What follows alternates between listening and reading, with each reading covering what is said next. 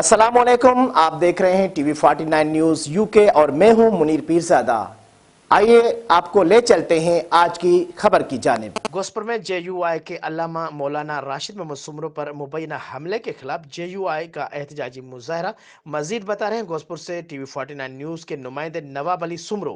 जी बिल्कुल। गोसपुर JUI कारकुनान ने सैयद माला से इंडस हाईवे तक एहतजाजी रैली निकाल कर इंडस हाईवे पर धरना दे दिया। अल्लामा मौलाना शहीद खालिद महमूद सुमरो के बाद अल्लामा मौलाना राशिद महमूद सुमरो को निशाना बनाया जा रहा है। राशिद महमूद सुमरो को कुछ भी हुआ तो मौजूदा जिम्मेवार हुकूमत होगी।